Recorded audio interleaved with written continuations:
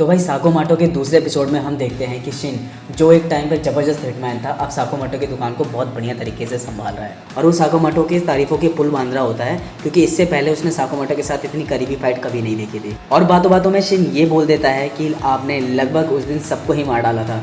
अब ये बात दूर खड़ी साकोमाटो की वाइफ सुन लेती है और साकोमाटो से बोलती है कि कहीं तुम दोबारा हिटमैन बनने की कोशिश तो नहीं कर रहे हो, और अगर तुमने ऐसे करने की सोची तो हमारा फैमिली रूल टूट जाएगा और हमारा डिवोर्स हो जाएगा। और इतना सुनते ही साकोमाटो बच्चों की तरफ अपनी गर्दन हिलाने लगता है कि भाई नहीं नहीं है, मैंने ऐसा कुछ भी नहीं किया है। ये बोलकर उसकी वाइफ तो बाहर चली जाती है, लेकिन शिन साकोमाटो से पूछता है भाई ये फैमिली रूल क्या है। इतना सुनते ही साकोमाटो शिन के गर्दन में अपना पैन घुसेड़ देते हैं। तब शिन बोलता है कि आप मुझे मन ही मन मारना कब बंद करोगे मिस्टर साकोमाटो।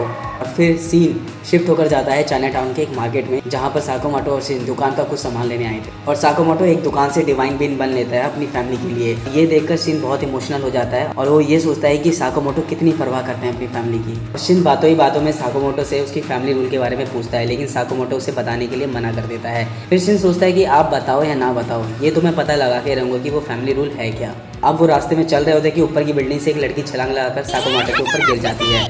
तो यहाँ पर एंट्री होती है हमारे तीसरे मेन कैरेक्टर की, जिसका नाम होता है लू।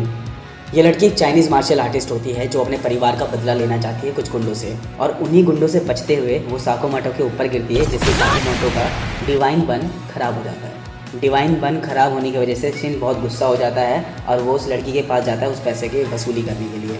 लेकिन इससे पहले शिन कुछ बोल पाता लू से, वो देखता है कि लू अपने दुश्मनों के बीच ऐसे कूद पड़ी है जैसे शेरनी शिकार कर देती है। एक के बाद एक गुंडे गिरते जा रहे हैं और कुंफू के बार इतनी तेज़ी से पड़ रहे हैं कि दुश्मनों को सांस लेने का भी मौका नहीं मिल रहा है। किसी को लात मारकर हवा में उड़ा रही है तो किसी को ज़मीन पर पटक कर चित कर रही है।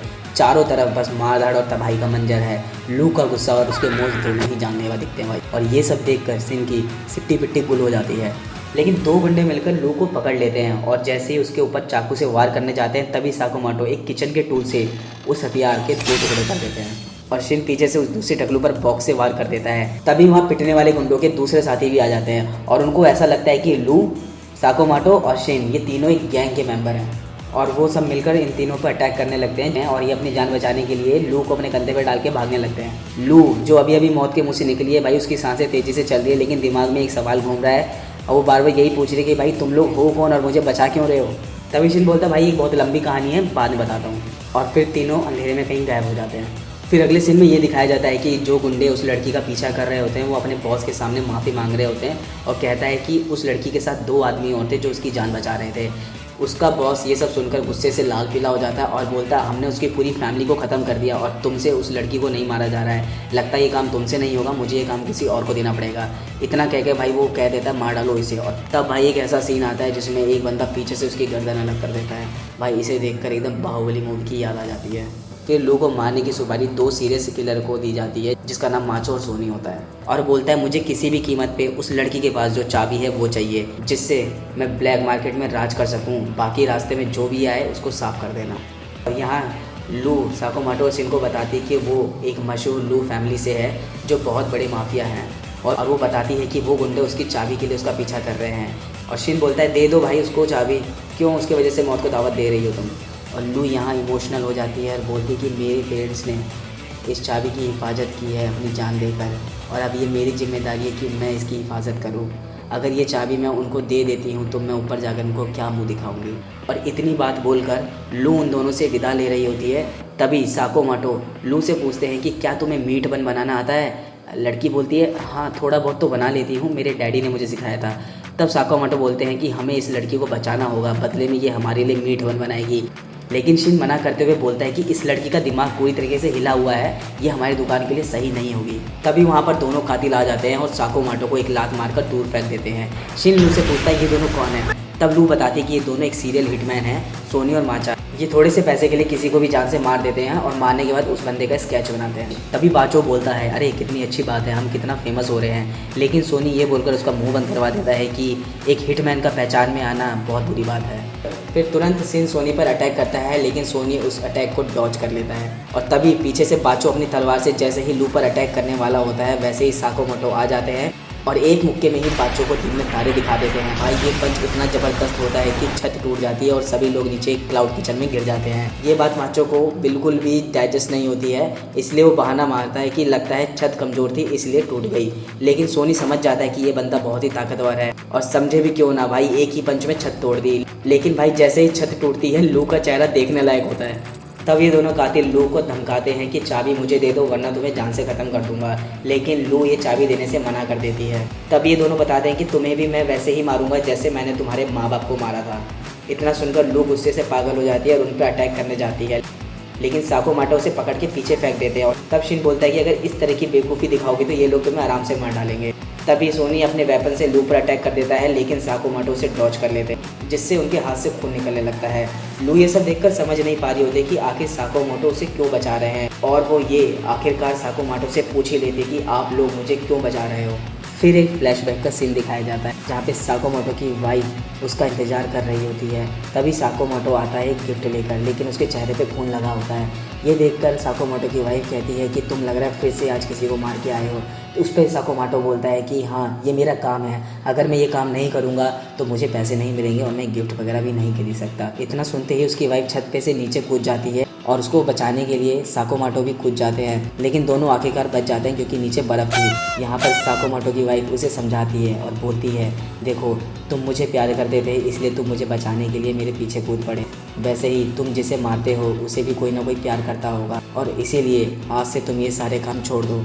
और ये बात साकोमाटो के दिमाग में एकदम घर कर जाती है और उसकी वाइफ वहाँ से उसे एक वादा करवाती है कि आज से तुम किसी को नहीं मारोगे, अगर कोई खतरे में होगा तो उसकी जान बचाओगे, और इसी वादे को फैमिली रूल का नाम देती है। ये जो फ्लैशबैक साकोमाटो के दिमाग में चल रहा था ये शिन पढ़ लेता है और वो बहुत ही इमोशनल हो जाता है और बच्चों की तरह रोने लगता है। उसको आखिरकार समझ आ जाता है कि आखिर फैमिली रूल है क्या, किसी को मारना नहीं बल्कि कोई मुसीबत हो तो उसे बचाना ही एक फैमिली रूल है, जिसे साकोमाटो बिल्कुल भी नहीं तोड़ सकते। फिर क्या एक घमासान फाइट होती है जिसमें साकोमाटो उनके हर अटैक को डॉज कर रहे होते हैं। लास्ट में दोनों भाई मिलकर अपना सबसे पावरफुल और रेयर अटैक करते हैं साकोमाटो पर, लेकिन भाई साकोमाटो उनके इस अटैक को भी डॉज कर लेते हैं। लेकिन साकोमाटो उनके इस अटैक को डॉज करके सोनी का सबसे पावरफुल चक्रम तोड़ देते हैं। इतना होते ही सोनी की पतलून गीली हो जाती है और वो समझ जाता है कि साकोमाटो से लड़ने का कोई फ़ायदा नहीं है। वो सीधा लू पर अटैक करता है, लेकिन शिन सोनी पर अटैक कर देता है। उसके बाद साकोमाटो और शिन मिलकर दोनों को बंदी बना लेते हैं। यहाँ लू अभी भी यही पूछती है कि आखिर तुम दोनों हो कौन। अगले सीन में वो गुंडा जिसने लू को मारने की सुपारी दी थी वो खजाने की तिजोरी के सामने खड़ा होता है और बाचो और सोनी का इंतजार कर रहा होता है। तभी उसके दोनों सस्ते कातिलों का पार्सल उसे रिसीव होता है और लू उसके गर्दन पर चाकू लगा देती है। अपनी मौत को सामने देखकर वो उससे माफ़ी मांगने लगता है, लेकिन लू बोलती है कि तुम्हारे माफ़ी मांगने से मेरे माँ बाप जिंदा नहीं हो पाएंगे। और लू उस गुंडे को धोना शुरू कर देती है, लेकिन उसे मारती नहीं है क्योंकि उसके डैड ने बोला था कि गुस्सा होने पर किसी को जान से नहीं मारना चाहिए, अगर हर कोई ऐसा करेगा तो ये दुनिया ख़त्म हो जाएगी। शिन सामने खजाने की तिजोरी को देख के बोलता है अगर हम यहाँ तक आ ही गए हैं तो एक बार चेक भी कर लेते हैं इसके अंदर है क्या। वो इतना बोलता ही है कि साकोमाटो उसे मन ही मन मारने लगते हैं, और बिल्कुल सही बात है भाई, क्योंकि वो प्रॉपर्टी लू की है।